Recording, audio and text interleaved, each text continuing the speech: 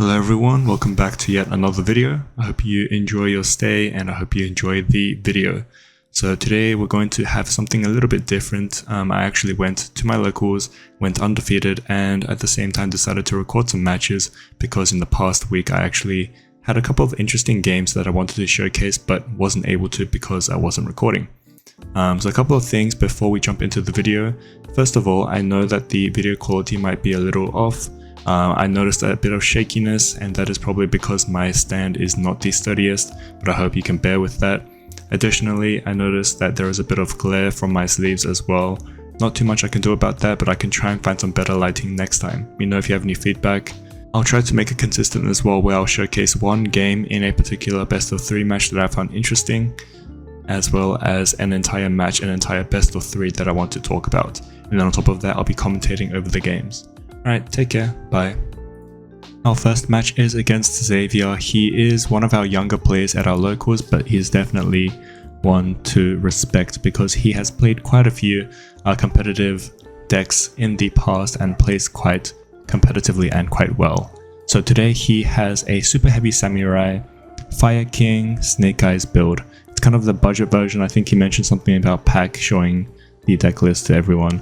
And so he's playing that, which doesn't include the bonfire cards or the wanted engine, not the entire wanted engine. It has the Snake-Eye package, excluding the wanted cards and the Dispel stars.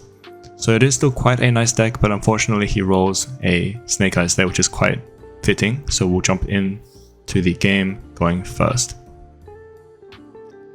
As this is a post-commentary video, I don't exactly remember what my opening hand was, but I'm watching the video and commentating over it as we go. So I can see an imperm there, I can see a penny, as well as a jet, and I remember having super poly, so I'm going to say I have super poly. Maybe I drew into it, don't quite remember.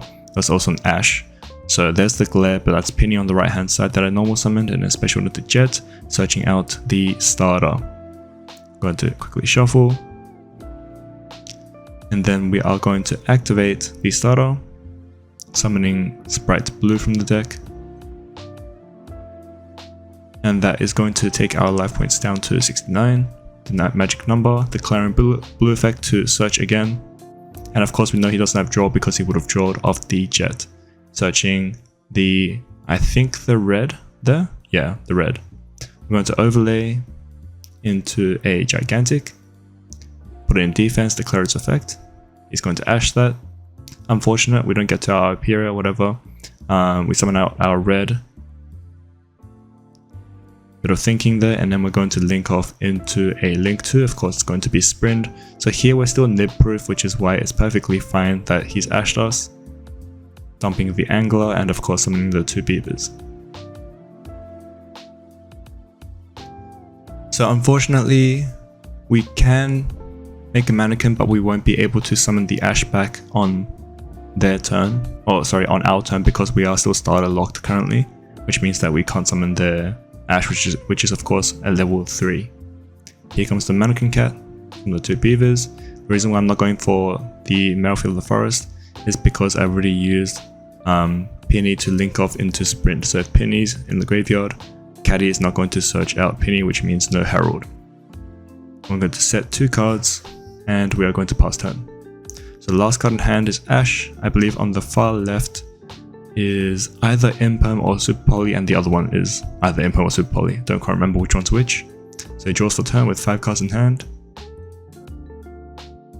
Discarding Nib to special summon. Oh right, to activate 1 for 1. So you can't really see his spell traps there, but I'll recap it briefly. So he has a 1 for 1 on the top there. And that was the cost, and I let it resolve, so I let it through. I could have ashed it, but I figured that I'd be able to special summon off whatever he summons out, which is going to be a fire, which means I can get Carrot live, and he also negs for that, so it's perfectly fine. If I ash now, I do play into talents as well, so I can at least delay it a little bit until he gets some more bodies, some more commitment onto his field. And he is going to summon out Ponix. Ponix is going to declare its effect, Chainlink 1, and I'm going to have a think there whether to negate it with red or whether to summon. We're going to go Chainlink 2 Mannequin Cat targeting Ponyx to summon from our, remember this summons from our graveyard, deck, or our hand. So it is bellable, it is ashable, it is everything bull. But yeah, really good card. Lets us get out. Some people have been trying the Great Shogun Shien. And then Chainlink 3 we're going to imperm the Ponyx as well to stop him from searching. And we're going to bring out Carrot, so if he does have talents it's not too bad now. And imperm is just confirming that imperm was indeed in the second from the right column.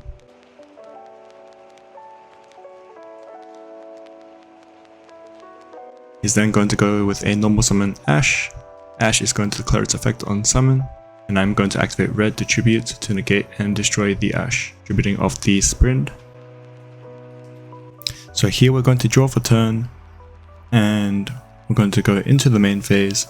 So here I thought a while about what I was going to overlay these two into.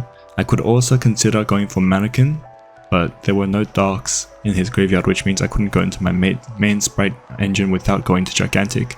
And considering the fact that he had 2 cards in hand, there's a good chance that there were bricks, but on the off chance that he did indeed have an Ash, then Gigantic would probably be a worse play.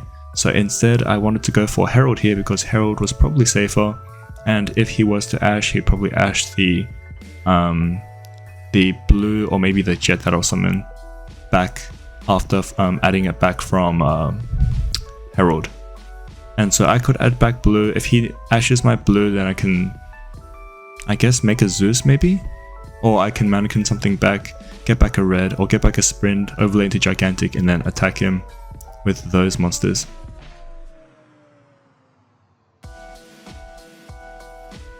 It'll take a while here, but I go into Herald. He wants to read Herald, that's all good. We'll go Herald effect, attaching red for cost. And we're going to target in a second. Just gonna check my grave real quick.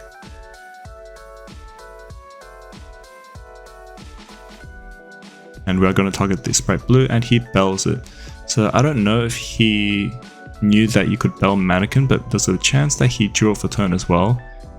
If that was the case, no, he definitely would have had it when I used Mannequin effect. So maybe he could have Mannequin he could have belled the Mannequin earlier.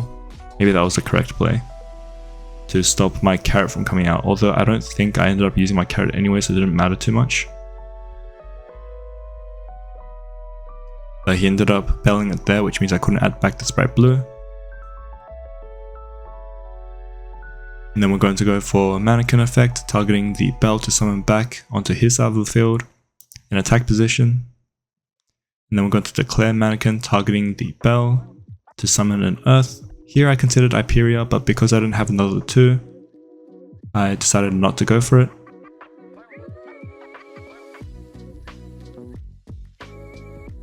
You can see the Hyperia sticking out. And then I decided to just play it safe and summon Fenrir instead. And we're going to go Fenrir effect to search, because presumably I won't be searching anymore this turn. Might as well search now. Bait out a potential Droll. So there's the Fenrir search.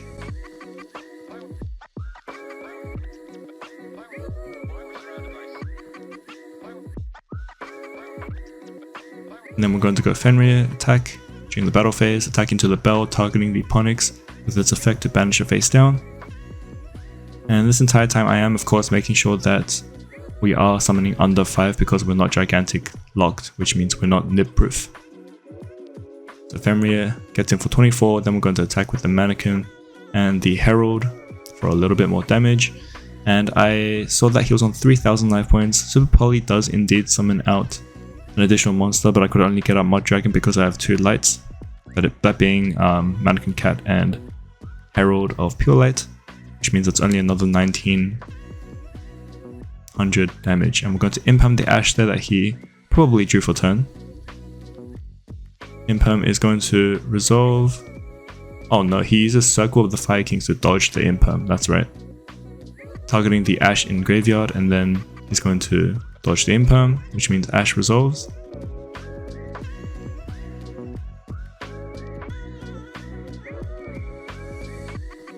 And then on a new chain, after he searches out, I believe it was Poplar, we're going to go Chainlink 1 Poplar to summon, Chainlink 2 Mannequin, targeting Ash to summon.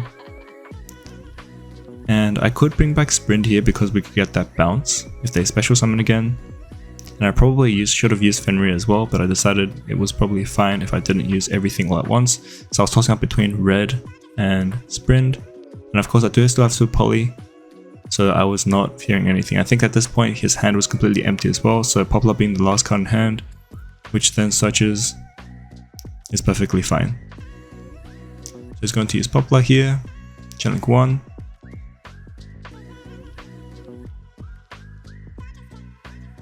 And then I believe I ashed this just to like shut him out completely, but it didn't really matter what I used. And I super polyed the rest of his monsters for game.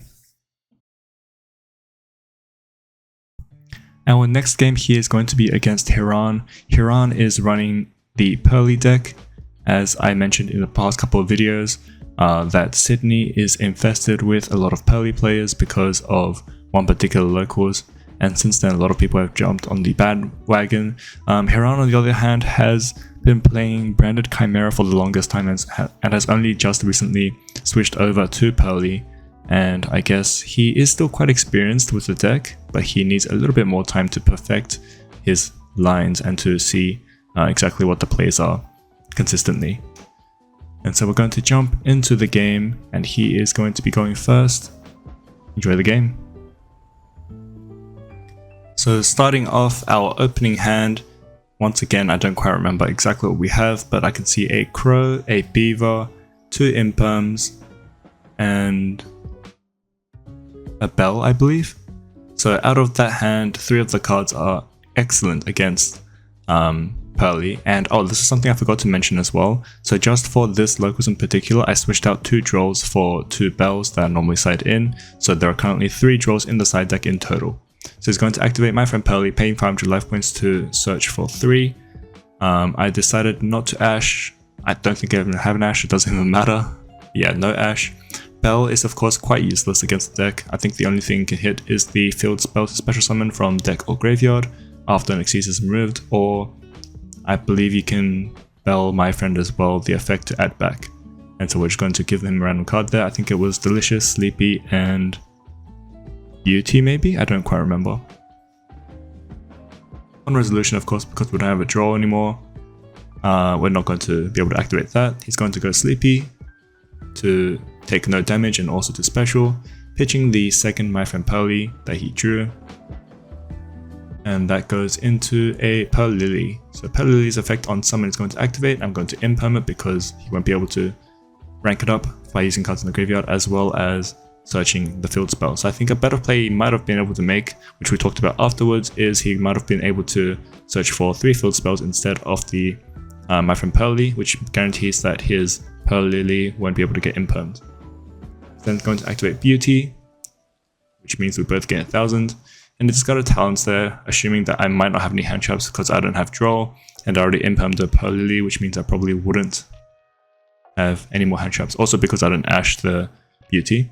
He's going to get the second Purrely, and he's going to attempt to use the second effect to rank it up, targeting the Beauty, and we're going to Crow the Beauty away. So this is one of my, people like to joke about it, my custom hands, and I'd say that is very much accurate because it is just such a good hand to open up with against cats. Aside from the Bell, 3 hand traps, 3 usable hand traps plus a starter, and then I think I draw into blue there as well, which is just insane. So we're going to start off with imperming the SP of course so it doesn't disrupt us. Go to normal summon Beaver, Beaver effect to summon. Beaver is of course going to summon out the Angler. And then on resolution, no effects activate of course. We're going to special out, oh I think that's Jet actually, sorry yeah it's Jet not blue. And Jet is going to search out Gamma Burst. And then we're going to protect ourselves from Nib, even though I don't think he had anything in hand. I wasn't really counting in the video, but in person I could see whether or not he had in hand. He had a hand at all. We're going to detach the Beaver because the effect goes through, and we're going to summon out Blue. Because right now we just want to swarm the field with more bodies to try and OTK him. I'm going to go Blue effect to search, searching out Red. And of course, keep in mind that if your opponent has level 2, rank 2s, or even link 2s, including SP, Little Knight, or the Charmers, your Gamma Burst is also going to buff theirs, so you have to make sure that you get a body that's big enough to beat over the Little Knight by default without Gamma Burst. So Sprint, apologies for the aeroplane in the background, they choose the best times to fly over. Sprint is going to dump an Angler, Angler is going to summon 2 Beavers.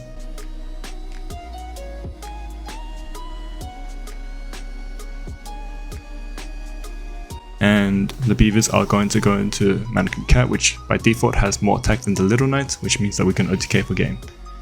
Something that I mentioned in the description of my deck profile video is that even though you might watch deck profiles for their engine, or maybe also their non-engine, what they play alongside the Spright cards, I think it's also good to know exactly how to stop particular decks. So if you're not competent or unsure about the meta, and you're jumping into like a YCS or into regionals or something, expecting to win just because you have the same deck list as someone else, that is not going to work. You still need to know matchups, what your deck can and can't do.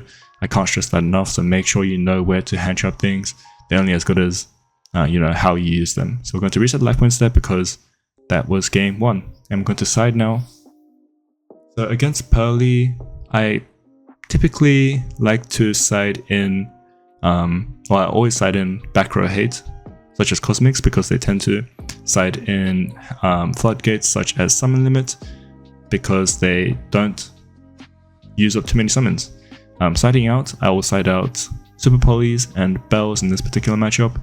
I think Shift is quite good because when they're going first, they still need the Purrely effect to rank up from the graveyard, and so shutting that off entirely is quite amazing. And then you can just try and OTK going second. And we're going to side in Drolls because, you know, I have 3 on the side there, as well as I think I sided in 2 Drolls and sided in 3 Cosmics, a Duster, maybe not a Duster, I think I might have sided in Lightning Storm and not a Duster. Oh, Smashes also goes out. So Smashes by default goes out if I'm running Shifter and I'm going second because it's probably not going to be live. And then sometimes I'll side out the Melffy cards as well if I need more cards to take out if I'm putting in Shifter. And we're just going to quickly put them in, slot them in between our deck to shuffle it up a bit, and then we're going to power shuffle as well to make sure that everything is truly randomized.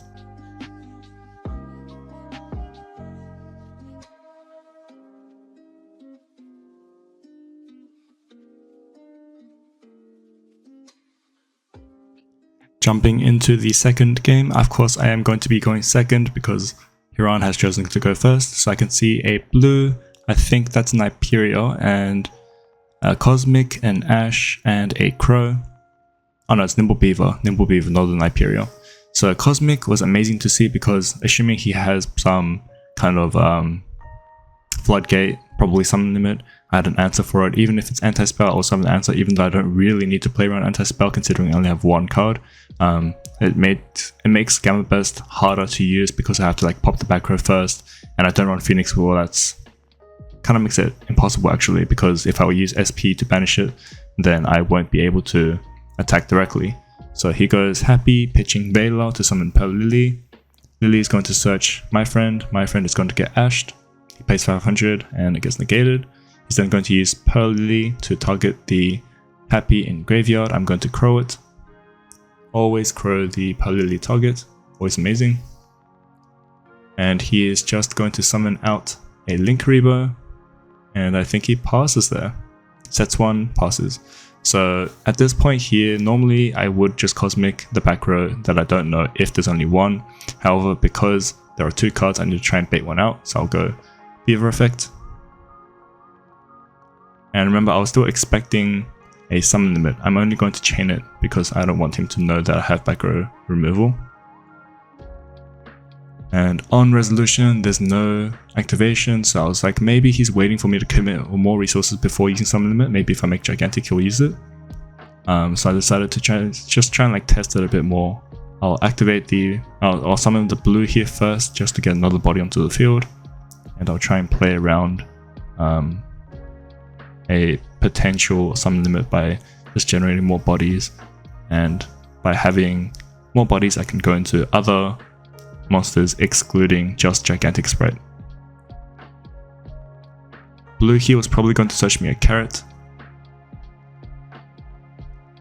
And he activates Imperm here, targeting the blue. That's all good. On resolution, because he already Impermed and then there's only one remaining unknown back row, I'm going to Cosmic it, and unfortunately it's just a it's the rank up trap. I forgot what the name is. I can't really see it because the screen is really small, which is why I can't really read some of the cards sometimes. But I go into Gigantic here. Gigantic is going to declare the effect to summon.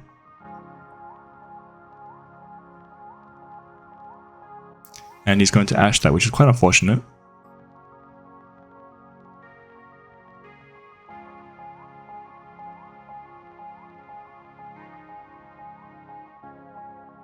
And then we are going to go into, I believe, a Sprint. So at this point, I was considering using Sprint to dump an Angler to go into 2 Beavers to summon Mannequin again. Mannequin might be able to get out. At this point, I just want Dark because I need to grab Jet to grab Gamma Burst. But then I realized because he has Link Reaver on the field, I can target it. But once I go into battle phase, because I only have 3 bodies, I won't be able to get the full OTK damage out onto him. So he comes to Sprint. Sprint is going to dump Angler. Angler is going to summon 2.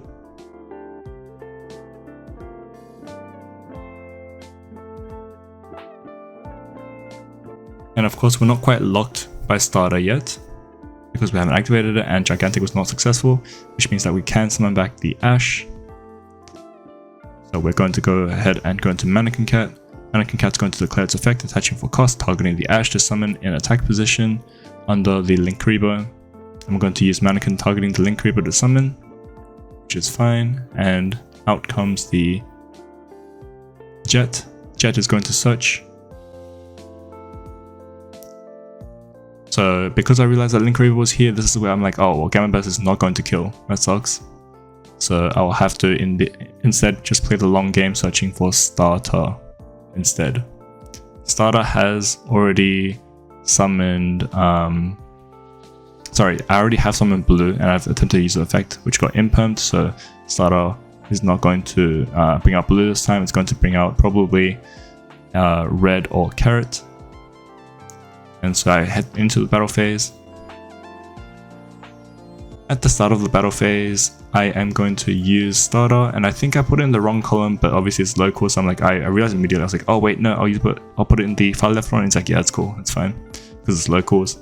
But obviously pay attention to where your opponent uses imperm, otherwise you can get caught out in a real match. Which is going to bring out carrot. I'll take 1000, bring me down to 6000. Carrot's going to swing into Link Reaver because it's only for 1 turn and it's the lowest attack, so Link Reaver is going to trigger, turning Carrot's attack into 0. Obviously can't crash 0 monsters, so I'm going to go with Jet into the Ash, and then Sprint attacks directly, Mannequin attacks directly. Here is where I considered maybe I should have made a Zeus instead, using the Mannequin Cap before activating Starter. So I could activate Starter after in main phase 2 to summon out Carrot if I really wanted to. But instead I chose to just make an SP to clear out my friend Purrely. At this point he had 0 cards in hand, so I think getting rid of the my friend Purrely was probably correct. Although I do play around talents by going to SP. I didn't know how many cards he could draw off the top that could save him here if he didn't have my friend Purrely, and so I just made sure that my friend Purrely was gone by linking off, and I hurt a lot, but linking off the Mannequin and the Jet, because that's a form of disruption by bouncing back off Sprint, and I also lose the recursion from the Jet. But it's fine because if he top decks a spell, I can just negate it. And then if he top decks a monster, I can use SP to just banish both, which will win me the game. Top decks Prosp, I will just negate it, attributing off the Sprint with the Carrot. He pays his cost. Normally you pay cost first, but like it's the last card, so it doesn't really matter too much. And from here, he's only on, I think 2800 is what that says, yeah. So I'll draw for turn, and I'll just go into a Gigantic and swing for game. Because it is of course damage boosted by the SP. Well, not by the SP, by its own effect, because I have an SP as material. Hope you guys enjoyed. Let me know if you want more of this content. And till next time. Oh, and a quick shout out to Larry at GT Hornsby for letting me film. and thank you for watching. Take care. Bye.